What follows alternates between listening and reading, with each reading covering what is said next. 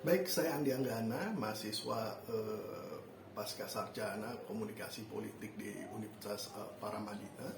Sebelum saya menjawab mengenai agenda media dalam melakukan agenda setting, kemudian framing dan juga kemudian analisa kritis bagaimana iklim informasi di media digital saat ini bisa mempengaruhi agenda setting yang terjadi. Sebelum kita masuk ke arah sana lebih jauh, kita harus tahu dulu apa itu agenda setting, framing dan framing. Ya, kalau dilihat dari konteksnya, ketiga hal ini sebenarnya memiliki perbedaan yang nyata, dan kita juga bisa melihat perbedaannya itu dari cara media mempengaruhi opini publik.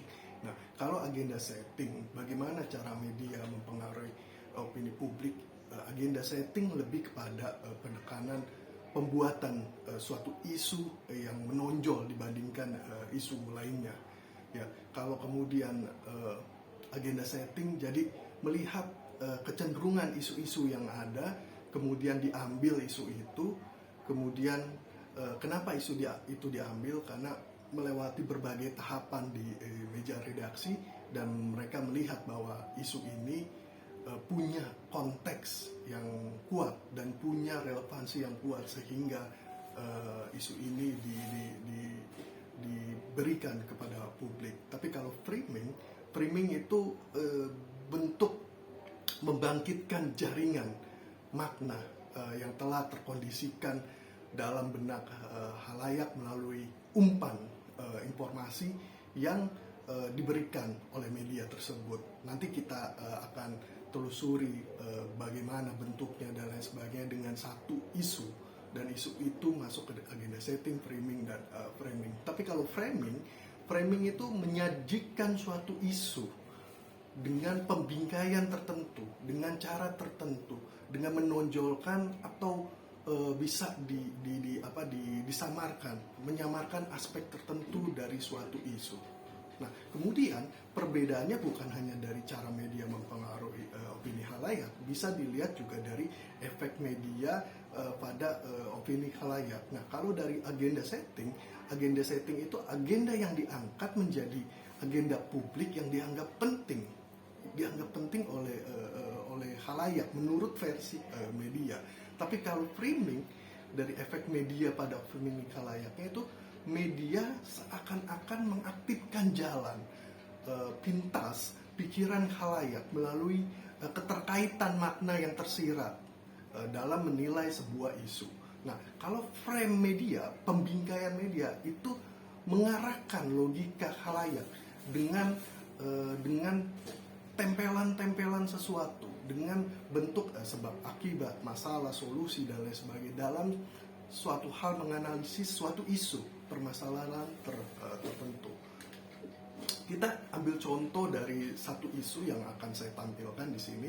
Salah satunya mungkin ya di 2 minggu yang lalu, tepatnya hari Senin 16 Oktober, itu ada satu isu yang sangat menyita perhatian publik.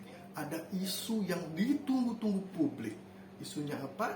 Yaitu adalah isu mengenai MK putuskan gugatan terhadap calon presiden dan calon wakil presiden. Kenapa isu ini menarik? Yang pertama adalah isu ini bertepatan dengan bergulirnya masa pemilihan umum gitu. Dan isu ini menjadi sensitif karena salah satu calon pada waktu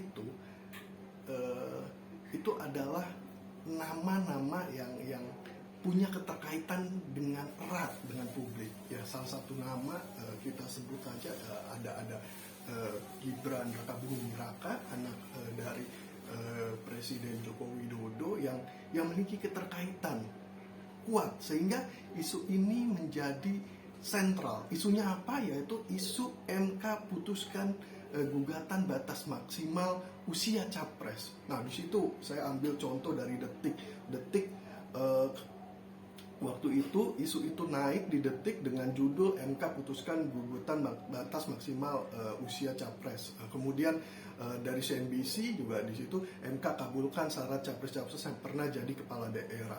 Kemudian dari Merdeka MK putuskan kepala daerah bila jadi capres-capres meski belum 40 tahun tapi dia sudah pernah memimpin suatu daerah, maka dia berhak maju. Jadi artinya adalah isu ini menjadi isu publik, meskipun media melihat bahwa isu ini pada hari Senin itu ya banyak isu yang ada.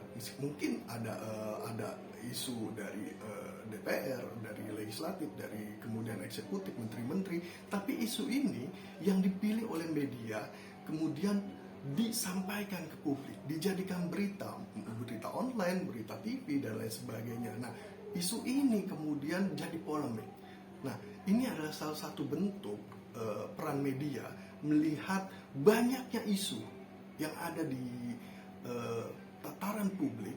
Ketika mereka melihat banyaknya isu, mereka tidak bisa memasukkan semua itu ke ruang pemberitaan. Ruang pemberitaan itu terbatas, sehingga mereka memilih isu-isu yang menurut mereka ini adalah isu bagus buat publik.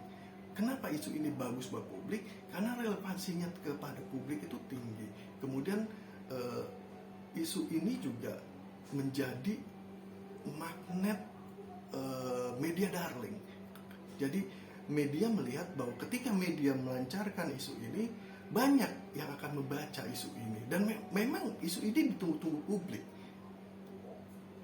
Memang isu ini ditunggu-tunggu publik dan akhirnya ini menjadi isu yang besar sekali.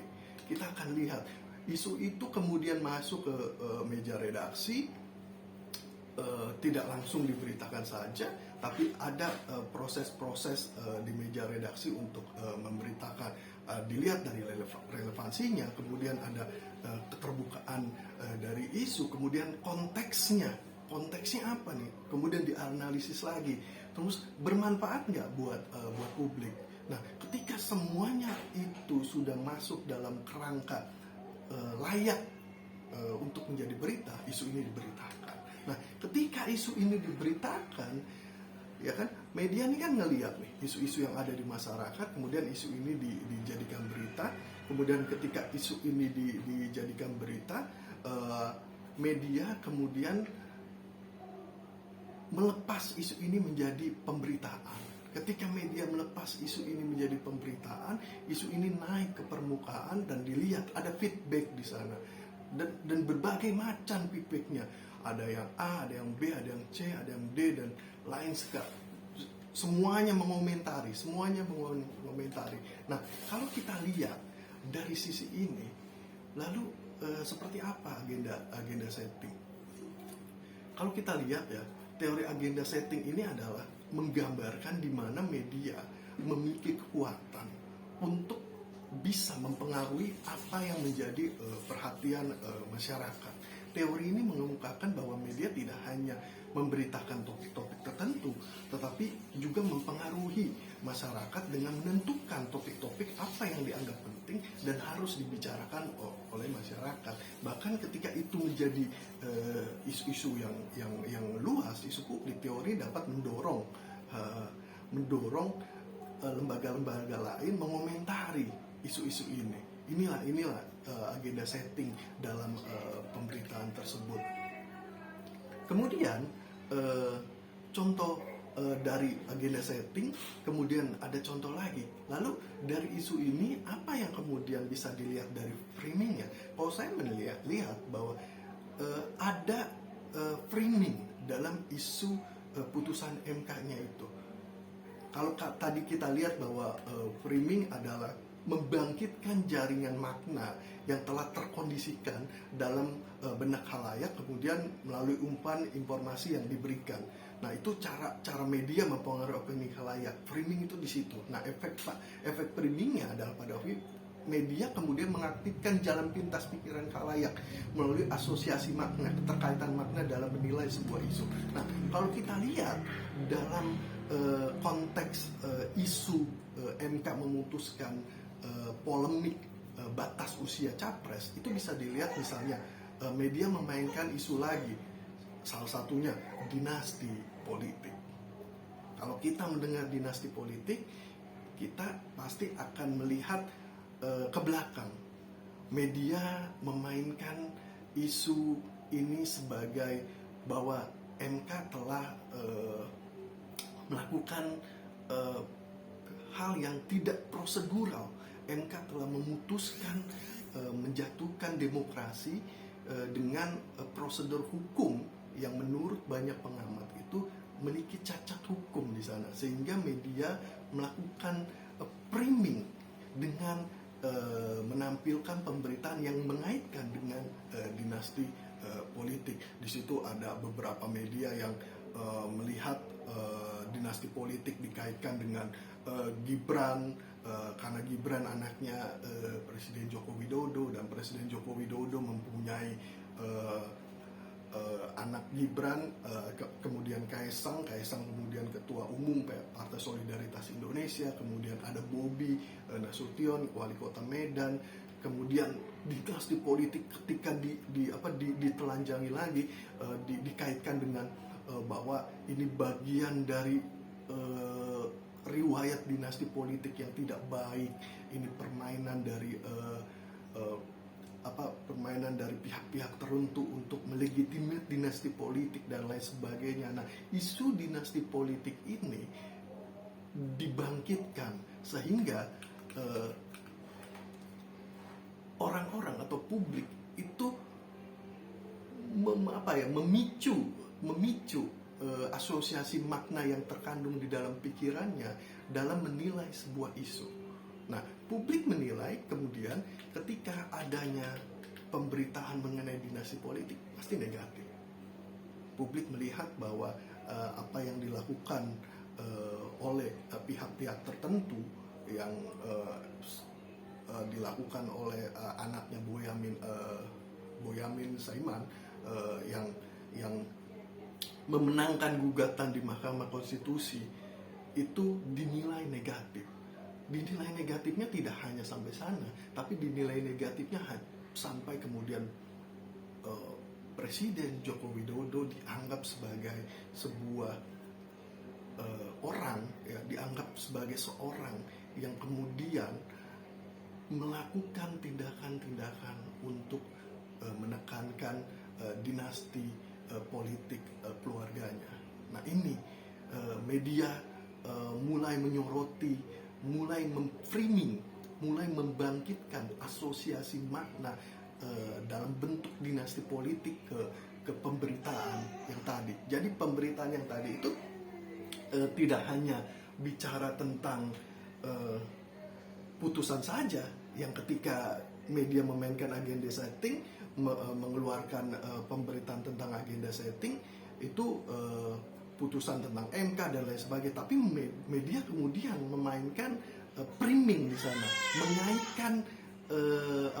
mengaitkan konteks dinasti politik terhadap keluarga Jokowi, terhadap putusan itu dan lain sebagainya. Itu adalah salah satu contoh framing yang dimainkan oleh media dalam hal ini. Nah, framing ini kemudian membangkitkan jaringan makna, ya, yang telah terkondisikan dalam benak khalayak melalui umpan informasi yang diberikan. Nah, khalayak langsung mengingat kembali mengenai dinasti politik yang telah dilakukan oleh rezim sebelumnya. Kita contoh di Banten ada gubernur Ratu Atut dulu yang dinasti politik. Kemudian media juga mengaitkan isu ini dengan dinasti politik yang sudah lalu di beberapa negara, di Filipina dan lain sebagainya.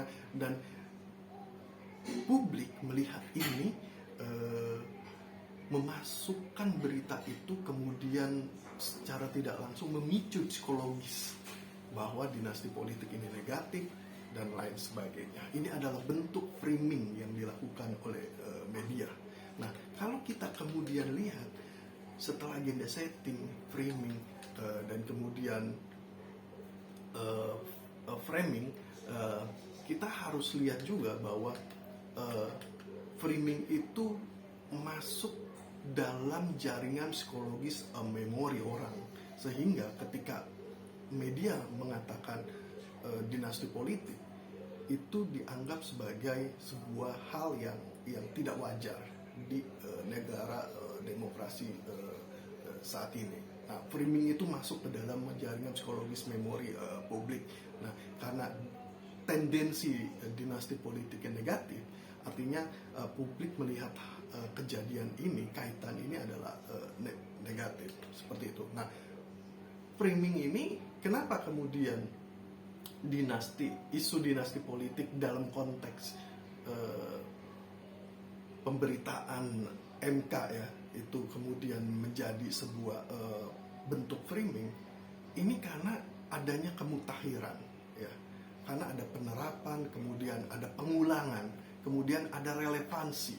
Itu yang kemudian ini masuk dalam jaringan psikologis pikiran publik, sehingga mereka mengaitkan ini dengan dinasti politik yang sudah terjadi, dan media berperan dalam hal melakukan framing dalam hal ini. Kemudian setelah framing kita masuk ke framing. Apakah ada framing dalam isu yang tadi kita bahas? Setelah tadi satu agenda setting, kemudian framing, kemudian framing. Sebelum kita masuk ke sana, kita juga harus meluruskan dulu bahwa framing itu adalah pembingkaian, ya, pembingkaian pemberitaan. Jadi sebenarnya media mencari penyajian isu dengan bentuk-bentuk yang lain. Nah, framing adalah salah satu penyajian isu dengan cara tertentu, dengan mungkin menonjolkan atau menyamarkan aspek tertentu dari suatu isu. Ini cara media mempengaruhi opini khalayak. Nah, efek media pada opini khalayak adalah pembingkaian media ini bisa mengarahkan logika khalayak dan dalam menganalisis suatu isu pada permasalahan tertentu. Kita contoh, teman-teman pasti melihat bahwa setelah adanya putusan MK, kemudian ada framing dinasti politik dan lain sebagainya, media ya, terutama ini saya ambil salah satu contoh di media Republika yang dengan gencar ya melakukan framing salah satu isu ini. Nah, Republika itu menulis berita putusan MK yang dinilai vulgar hanya memihak kepentingan keluarga Jokowi. Kemudian MK kabulkan gugatan usia minimal capres-cawapres jadi kepala daerah, Gibran bisa maju. Republika dengan sengaja melakukan framing keterkaitan antara putusan MK dan Presiden Jokowi, keterkaitan antara putusan MK dengan seorang Gibran, wali kota Solo, dan anaknya dari Presiden Jokowi. Nah, framing dari Republika ini, pembingkaian dari Republika ini ingin setidaknya mengarahkan pembaca bahwa ada keterkaitan antara putusan MK dengan Presiden Jokowi dan Gibran. Republika membingkai itu sehingga publik melihat bahwa memang ada keterkaitan, gitu. Republika membingkai itu dengan baik sehingga publik melihat memang ada keterkaitan. Nah, pembingkaian media dalam memberitakan sebuah isu atau topik yang beredar di masyarakat luas ini bisa masuk ke dalam, misalnya media dengan lugas membingkai itu dalam headline, dalam tajuk rencana, dalam berbagai ruang yang bisa dilihat dengan bebas oleh pembaca.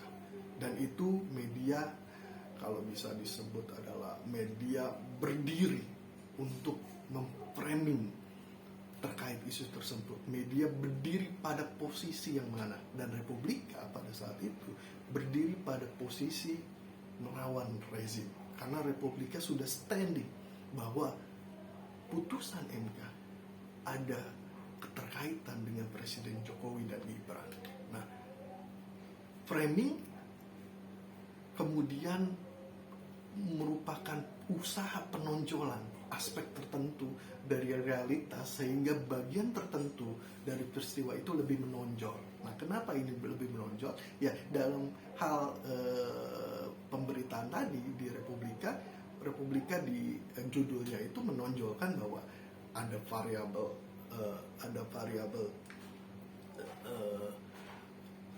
putusan MK-nya, ada variabel Presiden Jokowi, ada variabel keluarga dari Jokowi, ada variabel-variabel tertentu yang kemudian Republika kaitkan, gitu.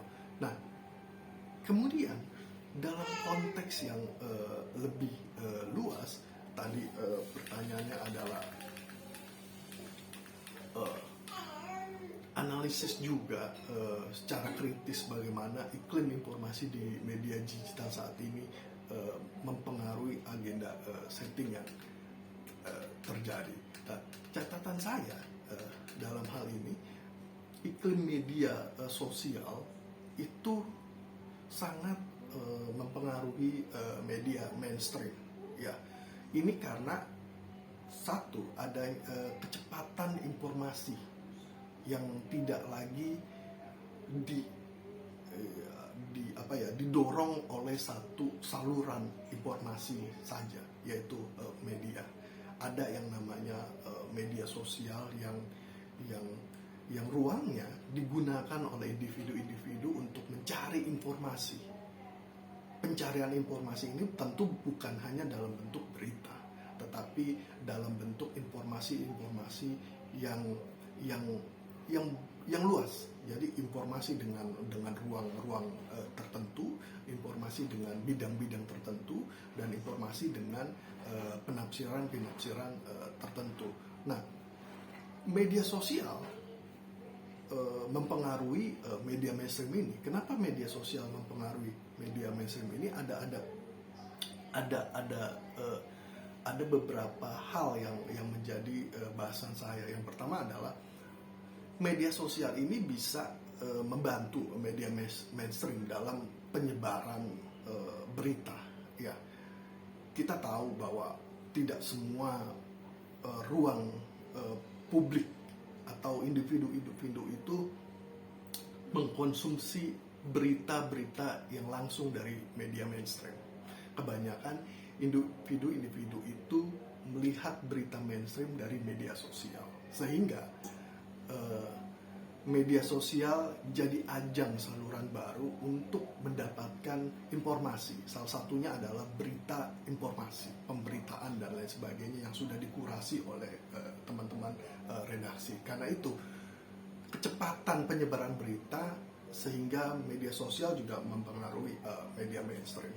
Kemudian juga ada faktor kepentingan pembaca. Jadi media digital seringkali terikat pada keinginan atau preferensi pembaca mereka, dan media sosial biasanya mempunyai algoritma, ya, atau teknik tertentu untuk membaca keinginan individu-individu yang ada di dalamnya, sehingga ketika media sosial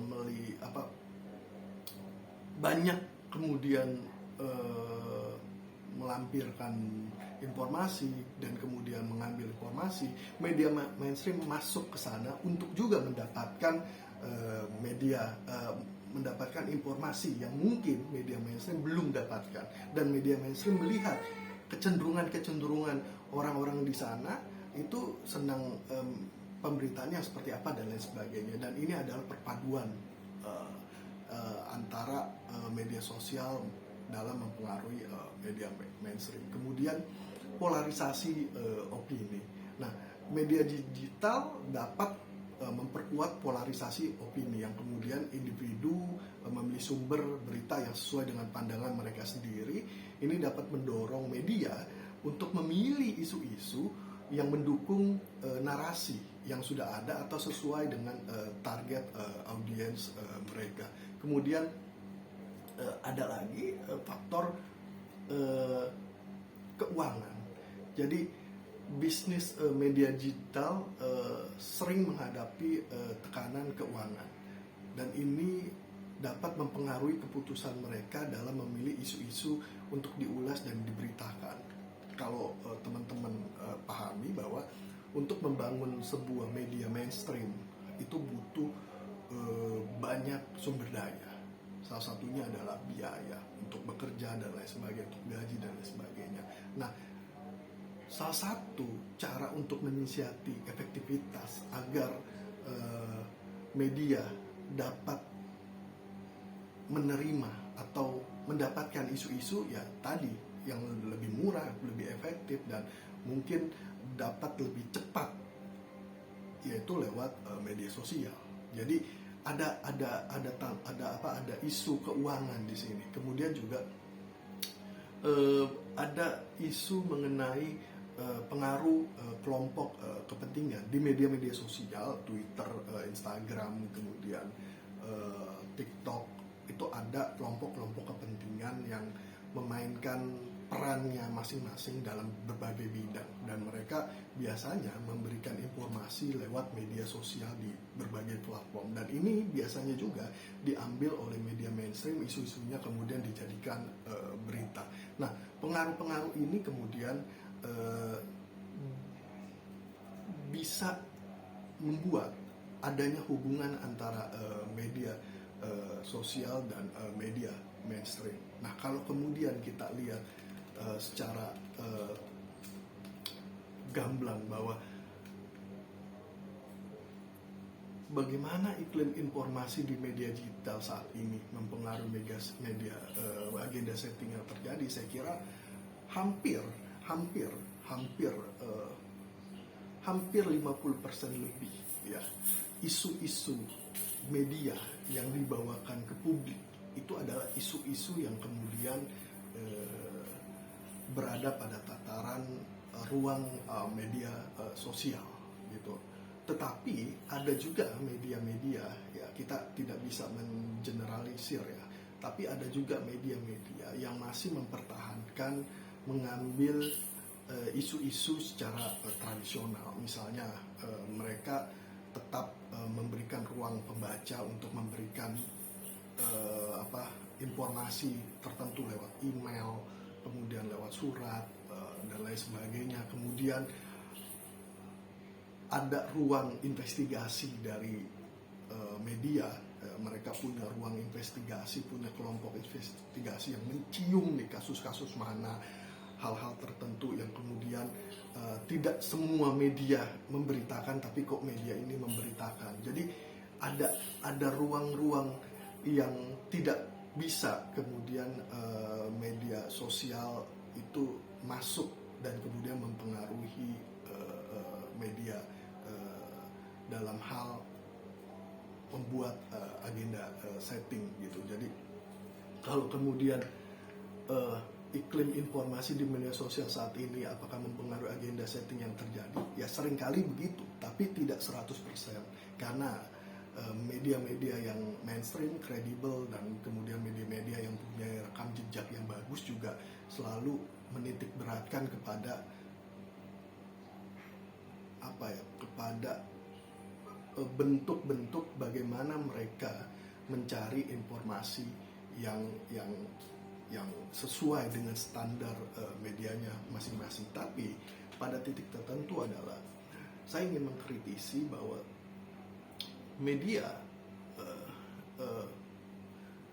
sosial kadangkali bisa juga menjadi ruang bagi media mainstream untuk mendorong isu itu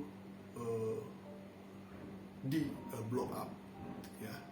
Isu itu kemudian diangkat oleh media, kemudian dari isu itu kemudian diangkat media, kemudian isu itu diperbincangkan kembali oleh publik di media juga, kemudian setelah itu ada feedback, entah itu pelaku kebijakan, pelaku kepentingan, dan dan lain sebagainya, sehingga tujuan akhir dari kenapa isu diangkat itu bisa berhasil.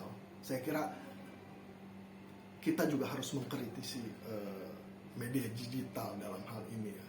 Di satu sisi memang beberapa kali bahkan sering kali mempengaruhi agenda setting yang terjadi, tetapi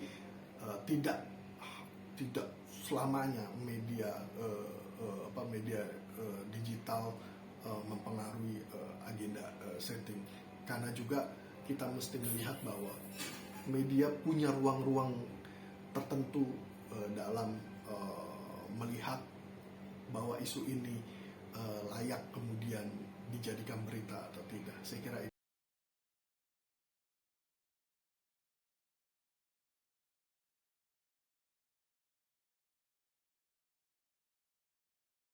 Sebelum kita masuk ke sana, kita harus melihat lebih dulu bahwa setiap tokoh itu memiliki peran penting di dalam sebuah kelompok atau komunitas masyarakat atau publik. Nah, mereka biasanya mendapatkan informasi, memberikan sentuhan pengaruh, lalu membagikannya ke kelompoknya masing-masing. Jadi turning point dari konsep ini adalah ada dua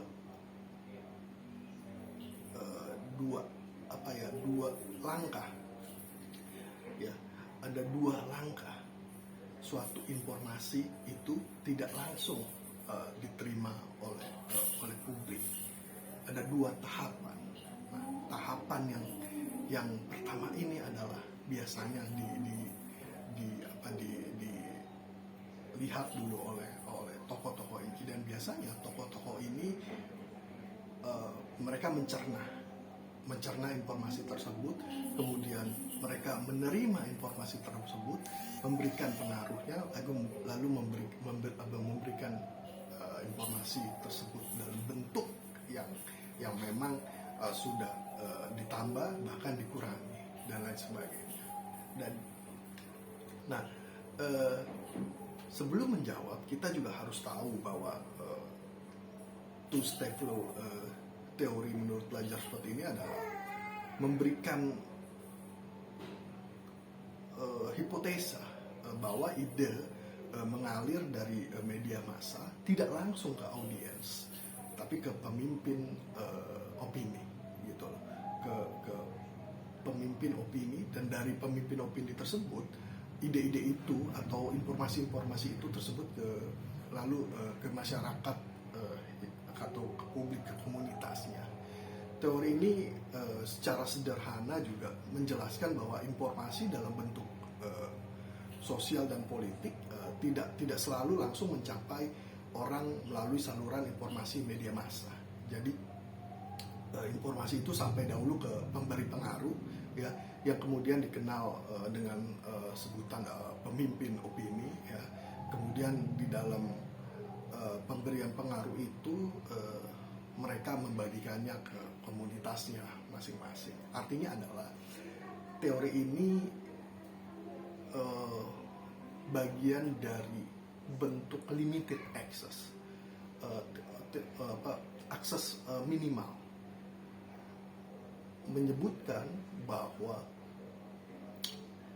peran media tidak terlalu dominan dalam mempengaruhi publik, dalam memberikan informasi ke publik. Publik bisa saja mendapatkan informasi, tetapi publik belum tentu menyepakati atau menerima begitu saja informasi-informasi yang ada atau yang disalurkan oleh media tersebut.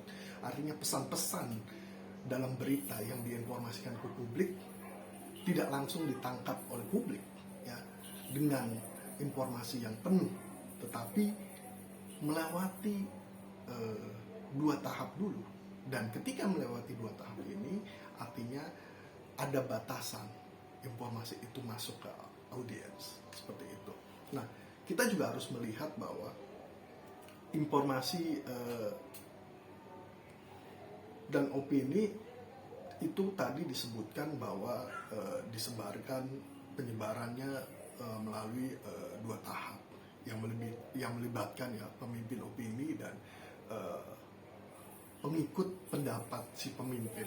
Nah, tahap pertama adalah informasi disebarkan ke sumber yang individu yang menjadi perantara. Kemudian tahap kedua, perantara menyebarkan informasi ke komunitas. Nah, kemudian proses pesan itu, ya cara kerja media massa dalam mempengaruhi opini masyarakat terjadi dalam 2 tahap. Karena 2 tahap, yaitu karena informasi tidak langsung ke audiens, tapi informasi melewati opinion leader. Jadi media massa mengirimkan pesan-pesan sampai ke opinion leader, kemudian opinion leader sampai ke follower dan lain sebagainya. Teori ini memperlihatkan atau membuktikan ya secara lebih kuat bahwa pengaruh media itu bukan tidak ada, tapi tidak dominan gitu. Pengaruh media terbatas. Ada variabel lain yang lebih mendominasi atau mempengaruhi audiens, yaitu pemimpin opini. Nah, kekuatannya adalah menekankan pentingnya pemimpin opini dalam pembentukan opini publik. Kemudian pemimpin opini melibatkan pengaruh sosial dan individu, pengaruh komunitasnya dan lain sebagainya. Dan audiens tidak begitu saja mendapatkan informasi dari sumber utama. Sumbernya itu sudah disaring, pesan-pesannya sudah disaring. Dan saringan ini yang kemudian dilengkapi dengan pandangan, nilai-nilai, keyakinan, norma-norma yang mungkin saja berbeda dengan pesan-pesan yang tadi. Nah, kalau kemudian ditanya secara lebih luas, apakah penting opinion leader dalam kampanye politik di pemilu 2024? Kalau menurut saya sangat penting, karena kita tahu bahwa publik ini selalu merespon informasi-informasi yang diberikan oleh berbagai saluran informasi. Nah, karena publik ini merespon, artinya harus ada gatekeeper, harus ada pemberi pengaruh, harus ada penggalang opini, harus ada pemimpin opini yang dapat secara subjektif ya memberikan pengaruhnya untuk kepentingan elektoral. Karena kita tahu bahwa ruang demokrasi yang di dalamnya ada pemilu, ujung-ujungnya pasti kepentingan elektoral. Dan ketika ada kepentingan elektoral, di situ ada kepentingan pihak-pihak tertentu, dan pihak-pihak tertentu ini kemudian membuat secara tidak langsung kelompok-kelompok yang ada di dalamnya dan yang terdiri dari komunikasi publiknya. Nah, makanya kalau kita lihat secara secara teknis, secara praktis, kemarin itu sudah ada calon presiden dan cawapres sudah ada 3 pasang ya. Ada Prabowo Subianto dengan Gibran, ada Pak Ganjar dengan Pak Mahfud, kemudian ada Anies Baswedan dengan Muhaimin Iskandar.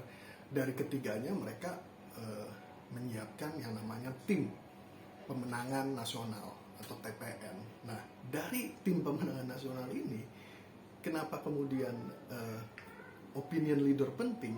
Mereka menyediakan juru bicara. Jadi di setiap TPN itu ada juru bicara, dan ini yang kemudian mengindikasikan bahwa pemimpin opini atau opinion leader itu memiliki peran penting dalam pemilu atau pilpres 2024. Karena ini proses politik, ada ruang publik, ya, ada ruang publik. Jadi ruang publik ini adalah karena ada 3 pasang, ada yang namanya ruang publik itu yang sudah menjadi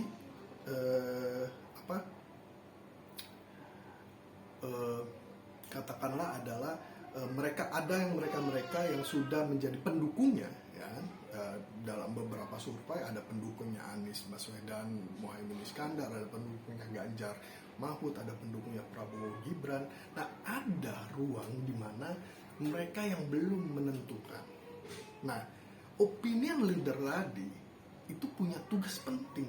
Yang pertama adalah memastikan bahwa pendukung yang sudah menentukan ini tidak berpindah ke calon sebelah. Itu yang pertama. Jadi memastikan pendukung awal ini yang memang sudah yakin 100% itu tidak akan pindah. Tentu dengan menyebarkan informasi-informasi optimisme, menyebarkan informasi-informasi tentang program-program, janji-janji kampanye dan lain sebagainya. Itu yang dilakukan. Dan yang kedua adalah bagaimana mempengaruhi, ya, orang-orang yang sudah punya persepsi atau pilihan politik di calon lain. Nah, opinion leader itu bisa juga memainkan isu ke sana dengan cara negative campaign. Negative campaign itu boleh, kampanye negatif, dengan cara misalnya melihat kapasitas lawan dengan cara kelemahan-kelemahannya diumbar, kelemahan-kelemahannya ditampilkan, kelemahan-kelemahannya disebarluaskan, kegagalan-kegagalan mereka pada titik tertentu, pada hal tertentu itu harus disebarkan agar pemilih yang tadi nih, ya, pemilih yang tadi itu kemudian merubah pilihannya, bahkan kemudian tidak percaya dengan calon yang sudah dipilih tadi. Nah, itu. Dan yang ketiga, bagaimana opinion leader ini memastikan bahwa orang-orang yang belum memilih justru memilih pilihannya, bukan memilih pilihan yang kedua atau pilihan yang ketiga, tapi memilih ada pilihannya. Dan itu butuh approach khusus, pendekatan khusus, komunikasi khusus. Contohnya, misalkan ada generasi-generasi yang memang antipati terhadap politik, tapi mereka punya kecenderungan hobi tertentu. Misalnya mereka-mereka yang hobinya ya wibu, kemudian mereka-mereka yang hobinya game, ya mereka-mereka yang hobinya pada hal-hal yang mungkin tidak terekspos publik. Nah, opinion leader tadi harus mampu menyediakan informasi-informasi yang orang-orang ini, komunitas-komunitas ini tertarik, sehingga mereka yang tadinya masih abu-abu bahkan tidak mau menuangkan pilihannya pada pemilu nanti, mau. Dan ini kan tugas dari opinion leader dalam merangsang atau memberikan informasi-informasi kepada khalayak, kepada publik, agar mereka setidaknya yang tidak mau menjadi mau, yang kemudian sudah berbeda pilihan mengubah pilihannya, bahkan yang tadinya ragu-ragu itu kemudian masuk ke dalam pilihannya si opinion leader ini, dan juga memagari orang-orang yang tadinya sudah memilih A tidak pindah ke B atau ke C. Nah, itulah fungsi dari opinion leader. Dan selanjutnya, fungsi dari opinion leader tadi itu adalah menjaga komunitasnya, ya, menjaga komunitasnya agar seirama sampai nanti pemilihan umum. Nah, karena itu saya mencatat ada beberapa peran penting selain tadi, ya, secara elektoral, tapi ada beberapa peran penting yang bisa atau yang mungkin dapat dilakukan oleh opinion leader dalam pemilu atau pilpres. Nah, karena mereka ada opinion leader, artinya mereka setidaknya memiliki mempengaruhi pandangan atau keputusan pemilih dengan berbagai cara. Nah, peran penting mereka, catatan saya itu, mereka bisa mempengaruhi opini publik. Opinion leader ini memiliki pengaruh besar dalam membentuk opini publik. Mereka dapat menggunakan platform mereka, ya platform digital, saluran komunikasi dan lain sebagainya untuk menyampaikan pandangan mereka tentang kandidat dan isu-isu politik yang sesuai dengan komunitasnya. Dan kemudian yang kedua adalah mereka memiliki peran penting dalam meningkatkan kesadaran. Nah, kesadaran tentang isu-isu kunci dan pemilu itu sendiri. Intinya seperti ini. Setiap komunitas itu memiliki kecenderungan peminatan yang berbeda-beda. Tidak hanya fokus pada isu tertentu. Nah, pemimpin opini ini harus merangsang komunitas-komunitas yang berbeda-beda ini dengan kesadaran satu, bahwa kebijakan itu penting bagi mereka, politik itu penting bagi mereka, karena tanpa adanya politik, tanpa ada kebijakan yang baik bagi mereka, mereka bisa aja komunitasnya tidak disupport atau komunitasnya terganjal aturan-aturan dan lain sebagainya, sehingga mereka dilibatkan. Nah, dengan cara apa? Membuat mereka sadar bahwa politik itu penting, politik itu punya arti yang tidak luas, tetapi politik itu punya hal yang melibatkan mereka juga, dan setidaknya mereka terlibat dan mereka harus masuk dalam partisipasi politik, partisipasi publik. Salah satunya adalah datang ke pemilu, mencoblos dan lain sebagainya. Nah, yang ketiga adalah mobilisasi pemilih. Nah, opinion leader bisa kemudian berperan sebagai mobilisasi pemilih. Ini penting karena mendorong untuk mendaftar sebagai pemilih itu sulit, gitu. Mendorong orang untuk memberikan suara itu sulit. Bahkan mendorong untuk orang terlibat dalam kampanye politik itu sulit. Nah, opinion leader ini dia bisa mempengaruhi orang-orang tadi untuk ikut setidaknya dalam proses demokrasi yang saat ini sedang berlangsung. Dan yang keempat, opinion leader bisa menyebarkan fakta-fakta yang sesuai dengan kerangka strategi dari pasangan masing-masing calon. Dan yang kelima adalah opinion leader bisa memberikan pengawasan pemimpin politik. Jadi opinion leader juga bisa memberikan pengawasan kepada rekan-rekannya yang berada di tim pemenangan nasional agar memberikan bahwa isu ini tuh yang cocok untuk ini, isu ini yang cocok untuk komunitas ini, sehingga mereka menjadi satu kesatuan yang bisa menggayat kepentingan elektoral dengan maksimal. Nah, penting juga untuk dicatat bahwa opinion leader itu dapat berasal dari berbagai latar belakang dan sektor masyarakat. Tidak hanya berada pada kalangan tertentu, misalnya adalah tokoh masyarakat, akademisi, jurnalis, selebriti, pemimpin agama, dan lainnya. Mereka seringkali memiliki kepercayaan dan pengikut setia yang dapat mereka dipercaya dan memiliki pengikut yang setia yang dapat mempengaruhi banyak orang, dan mereka dianggap sebagai orang yang akan bertindak secara etis, penuh integritas, penuh informasi, kredibel, dan punya similarity dalam hal tertentu. Nah, karena itu peran opinion leader dalam pemilu atau pilpres itu sangat penting, karena mereka dapat menjadi pemandu atau pemberi pengaruh yang positif dalam memastikan proses politik berjalan dengan baik dan mungkin mendukung salah satu kubunya menang dan lain sebagainya. Nah, saya ingin menyampaikan informasi yang penting, bahwa dalam tulisan salah satu dosen komunikasi politik di Universitas Paramadina, Pak Wahyu Tama, dia menulis judul topik itu penggunaan penggalang opini media sosial sebagai pemuka opini dan kampanye politik. Disebutkan di sana bahwa para penggalang opini ini dalam media sosial bisa dianggap sebagai pemuka opini dalam teori two-step flow Lazarsford.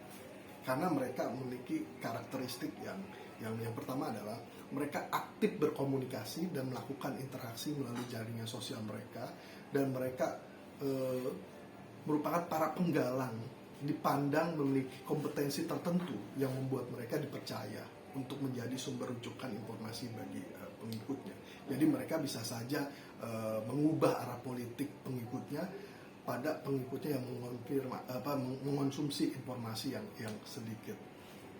Jadi karakteristik dari pemimpin opini, ya dia setidaknya dia harus punya berbagai macam yang tadi saya sebutkan, tapi setidaknya dia harus kredibel, dia mendapat rujukan dari publik, dari komunitasnya, dia mempunyai similarity, kesamaan dalam bentuk nilai-nilai, pandangan dari komunitasnya, dan yang keempat juga dia mempunyai pengaruh yang luas, dan peran opinion leader dalam pemilu sangat penting, sehingga mereka dijadikan salah satu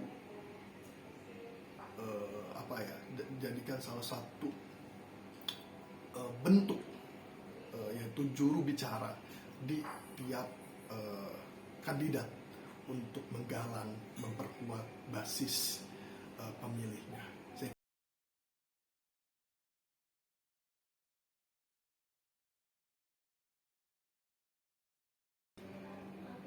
Kita tahu bahwa pelaksanaan demokrasi di Indonesia saat ini cenderung kurang baik jika tolak ukurnya adalah hasil putusan Mahkamah Konstitusi yang lalu. Karena meskipun semuanya ditujukan ke publik, artinya publik bebas memilih dalam pemilihan umum mendatang di Februari 2024, tetapi ada sisi atau hal yang kemudian menyakitkan bagi pelaksanaan demokrasi. Salah satunya adalah bagaimana yudikatif yang seharusnya sebagai pilar demokrasi itu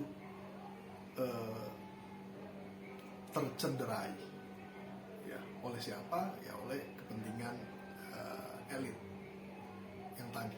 Nah, yang kita tahu bahwa pilar demokrasi itu ada banyak, ya, ada kekuasaan, ada eksekutif, ya, ada lembaga-lembaga eksekutif, kemudian di situ ada presiden, ada menteri, ya, kemudian ada legislatif, eksekutif itu adalah pelaksana aturan, ya, dia melaksanakan kerja-kerja eksekutif, kemudian ada legislatif, legislatif itu mengontrol peran eksekutif dengan membuat undang-undang, kemudian juga menguji undang-undang yang dibuat oleh peraturan perpu dari presiden, kemudian juga ada yudikatif. Yudikatif adalah lembaga peradilan. Nah, ketiganya itu adalah pilar demokrasi, tapi juga ada pilar lain, yaitu pers dan masyarakat sipil. Kita tahu bahwa Indonesia dari ketika dilihat dari rekam jejak pemilihan yang teratur dan damai, kita mengalami pasang surut demokrasi. Kita beranjak pada zaman reformasi, di mana di situ kekuasaan otoriter sebelum masa reformasi sangat kuat, ya, di 98 sangat kuat, dominasi elit tertentu itu sangat kuat, bahkan ada yang namanya pemilu yang ya cuma prosedural saja yang dilaksanakan, sehingga kemudian karena sifatnya produksial ya, sifatnya hanya menjalankan semata, artinya di situ tidak ada yang benar-benar namanya pemilu, pemenangnya itu lagi demokrasi kita hancur. Itu di masa sebelum reformasi. Ada kekuatan elit yang kemudian menjadi rejim otoriter di sana di masa Orde Baru. Kemudian masa Orde Reformasi 99, 98, 99. Demokrasi terbuka di sana. Ruang-ruang demokrasi dijalankan. Ada pemilu lebih sehat dan lain sebagainya. Ada peran militer, lebih fokus ke militer, pencabutan fungsi ABRI dan lain sebagainya. Berjalan Orde Reformasi sampai kemudian pemilu demokratis ya, di 2000 sekian ya, kemudian 2004, 2009, 2014, kemudian 2019. Di situ demokrasi kita sempat mengalami yang namanya berada pada posisi yang menjamin kebebasan individu, menjamin partisipasi politik, menjamin setiap orang bebas, berhak masuk dalam sebuah kegiatan partisipasi politik yang aktif.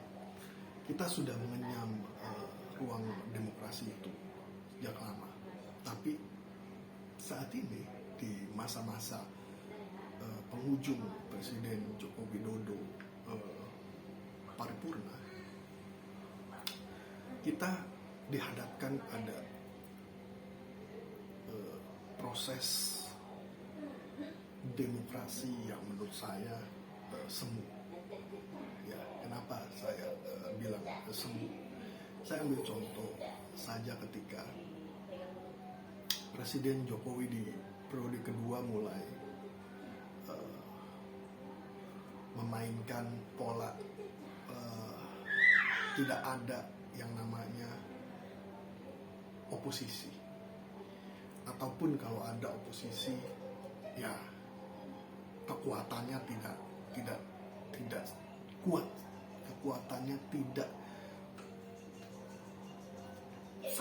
sangat lemah, oposisi yang sangat lemah ya, yang pada waktu itu hanya ada Demokrat ya dan Partai Keadilan Sejahtera. Dan kita tahu bahwa Demokrat sebenarnya mau masuk tetapi diputus oleh partai lain ya. Dan kedua PKS yang memang dari awal juga tidak ditolak oleh sebagian besar koalisi, dan Presiden Joko Widodo saat itu mengakomodasi terlalu banyak partai politik sehingga sama sekali kekuatan politik yang berada di tingkatan eksekutif itu sangat luar biasa besar, sangat luar biasa gemuk. Dan karena sangat luar biasa gemuk, di sana transaksi politik kuat, dan karena transaksi politik kuat sehingga semua partai itu saling mengikat satu sama lain ya, saling mengikat satu sama lain. Dan ketika mereka saling mengikat satu sama lain, mereka punya kartunya masing-masing, dan kekuasaan dibagi rata, kue-kuenya dibagi, dan ini masuk ke dalam kategori ya, kalau banyak pengamat bilang despotisme ya. Despotisme itu adalah kekuasaan yang mirip keranjang dikuasai oleh beberapa elit ya, oligark banget, elit politik yang oligarki banget ya, dikuasai oleh beberapa pihak dan dalam bentuk keranjang karena semua kuenya itu dinikmati sehingga jadi despot gitu. Dan itu buruk banget buat perkembangan demokrasi. Salah satu contoh buruknya adalah banyak pilihan menteri-menteri yang kemudian dipilih tidak melalui proses yang diinginkan oleh publik. Kita tahu banyak menteri-menteri yang ketua partai. Kemudian kita tahu juga ketua partai itu selain jadi menteri, dia juga ketua umum partai. Jadi ada kesan kepentingannya itu nanti kepentingan politiknya itu kuat di sana. Ya. Kemudian mereka juga tidak mundur, ya, padahal di wacana yang dulu Presiden Jokowi sangat menentang satu orang itu menduduki semua jabatan dan sebagainya. Dan kita tahu juga ada menteri yang kemudian dipilih untuk meluluskan berbagai proyek-proyek. Satu menteri ini super power banget, dia dianggap sebagai orang yang mampu mengatasi masalah-masalah tertentu, masalah-masalah yang strategis dan lain. Dan itu menurut saya salah satu bentuk dari despotisme itu sendiri. Jadi menganggap satu orang yang ada di menteri itu, ya, satu orang ya itu menteri itu sebagai seorang yang bisa menyelesaikan masalah. Padahal ketika semua masalah diselesaikan oleh dia, itu nanti ada banyak faktor kepentingan di sana, ya kan? Dan kita juga tahu banyak program-program strategis yang akhirnya akhirnya terkendala, banyak masalah, dan kemudian yang tadinya ditengarai dilakukan murni kerjasama bisnis, akhirnya akhirnya digunakan saluran atau anggaran APBD. Ya, salah satu proyek strategis kereta cepat. Dan kita tahu juga bahwa ada beberapa hal yang menjadi catatan, seperti misalnya bagaimana undang-undang Omnibus Law, situ ada undang-undang Cipta Kerja dan lain sebagainya, itu lolos begitu saja, tidak ada peran legislatif untuk menyeleksi lebih kuat di situ, yaitu. Kemudian ada lagi berbagai macam aturan-aturan, ya, yang menurut logika berpikir akademis itu kurang baik, tapi karena sistemnya despot tadi, ya, sistemnya itu semua partai oke, eksekutif legislatif itu sama saja, ya, mereka cuma mengakomodir politik, ya, akhirnya apa yang terjadi, ya, mereka bekerja sama dalam ruang-ruang tersebut. Oposisinya pun mendapatkan jatah dari sumber-sumber yang tadi dengan mungkin dengan hal yang berbeda, ya, misalkan diakomodir tapi tidak masuk ke dalam koalisi dan lain sebagainya. Dan kalaupun oposisinya itu kuat, ya, mereka lemah secara jumlah ketika mereka beradu voting di DPR. Mereka kalah dari suara, dari voting, dari jumlah, dari komunitas, despot. Ini yang terjadi, dan titik terarah yang terjadi adalah di tanggal 16 Oktober, hari Senin yang lalu, di mana putusan Mahkamah Konstitusi diputuskan pada hari-hari yang sangat kuat relevansinya mendukung calon tertentu. dari sisi urgensi, tentu putusan ini mencederai demokrasi. Saya tidak berada pada posisi setuju atau tidak setuju terhadap putusan ini. Kalau dalam konteks putusan ini akan berlaku di 2029, saya setuju, karena putusan ini mengakomodir peran pemuda di kancah kepemimpinan nasional. Masalahnya adalah keputusan ini berlaku pada konteks dan relevansi yang saat ini yang kita tahu arahnya kemana? Arahnya ya ke politik despotisme tadi.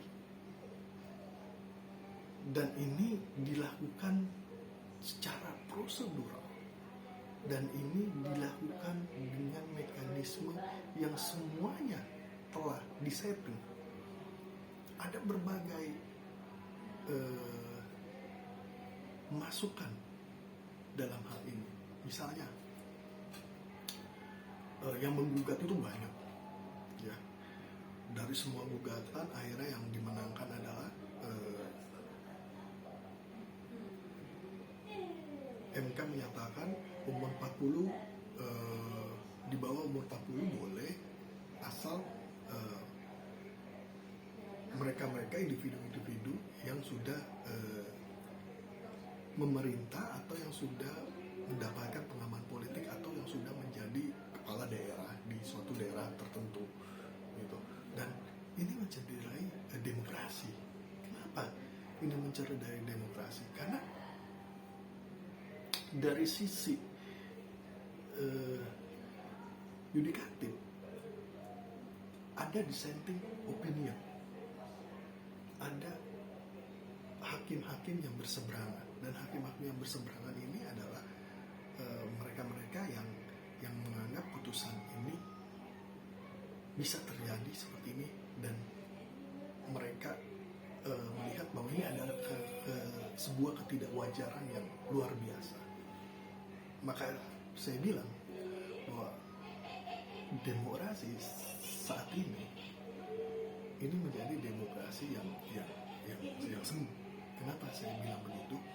Meskipun Presiden Joko Widodo mengatakan bahwa nanti saja yang memilih kan rakyat, ya, yang memilih kan publik, ya kan?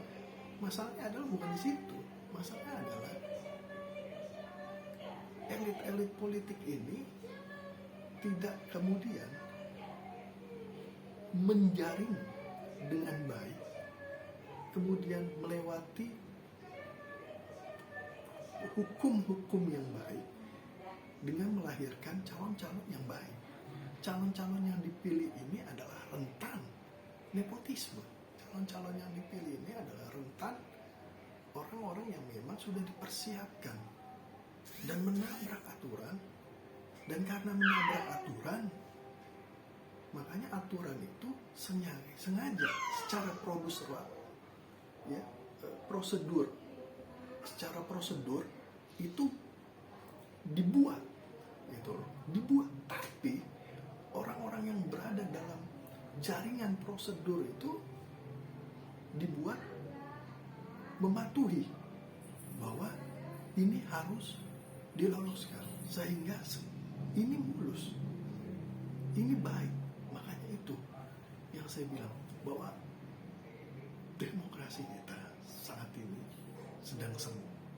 Demokrasi kita saat ini sedang berada pada titik di mana kalau kita tidak bersikap dan melawan elit-elit yang memiliki kecenderungan mencederai demokrasi, ini akan berakibat pada cedera-cedera demokrasi lainnya. Nah, pada titik tertentu harus dilakukan dorongan oleh media, pers, dan juga oleh masyarakat sipil. Masyarakat sipil sudah melakukan tindakan-tindakan yang menurut saya baik. Salah satunya adalah ada 16 atau 17 guru besar hukum tata negara yang sudah mendorong kasus ini ke Mahkamah Konstitusi. Kemudian Mahkamah Konstitusi membuat Mahkamah Etik ya, MKMK ya, untuk menyelidiki hal ini. Masalahnya adalah apakah bisa MKMK itu kemudian memberhentikan atau meninjau ulang putusan? Yang nggak mungkin juga. Nah itu yang kemudian menjadi masalah. Tapi setidaknya ada cacat prosedur dalam hal ini, karena dua pilar eksekutif, legislatif sudah menjadi satu, sudah berada pada cawan yang kotor. Tinggal yudikatif yang cawannya setengah kotor, setengah bersih. Nah, yang masih bersih itu adalah masyarakat sipil dan pers. Nah, kalau kemudian peran pers dalam menjaga demokrasi, pers harus berada pada posisi yang independen. Dan saya lihat dari berbagai informasi yang saya dapatkan bahwa dari awal putusan Mahkamah Konstitusi tersebut sampai saat ini, pers mengawal ini dengan intensitas yang tinggi. Karena pers saat ini harus, yang pertama, dia harus mengawasi pemerintah, menjaga demokrasi berada pada posisi yang baik dan terus membaik dalam prosesnya. Kenapa? Karena kalau proses demokrasi tidak baik, nanti yang akan kena getahnya juga pers sendiri, pers dibungkam dan lain sebagainya. Nah, media juga harus memberikan informasi yang akurat dan menyebarkan informasi yang kritis terhadap informasi untuk publik. Jadi media harus mengkritisi hal-hal yang tidak benar, yang dianggap sebagai suatu informasi yang tidak benar. Media harus memblow up informasi-informasi yang ada untuk kepentingan publik. Dan media harus menjaga demokrasi dengan mendorong diskusi publik. Media harus memunculkan ruang-ruang diskusi publik agar demokrasi berada pada tahap diperbincangkan kembali, agar putusan-putusan MK, kemudian relaksasi dari feedback putusan itu dilihat. Demokrasi harus dijaga, dan pers juga harus berada dalam menjaga kebebasan berbicara. Pers harus berada dalam kondisi seperti itu. Itu yang kemudian pers bisa menjaga demokrasi. Dan yang terakhir yang ingin saya katakan, karena demokrasi saat ini semu, pers harus menjadi watchdog. Pers harus menjadi anjing penjaga. Pers harus menjadi pilar demokrasi yang saat ini semu digalakan kembali. Pers harus berbuat. Mengapa pers harus menjadi anjing penjaga? Karena saat ini demokrasi sudah runtuh setengahnya, sudah semu. Eksekutif, legislatif sudah menyatu, tidak ada lagi saling kontrol. Dan sekarang yudikatif setengahnya sudah diobrak-abrik. Pers yang harus menjaga. Pers harus menjadi watchdog, anjing penjaga, dengan memberitakan hal-hal yang tidak benar, mengirimkan informasi-informasi yang kredibel ke publik, dan biarkan publik merespon sesuai dengan alam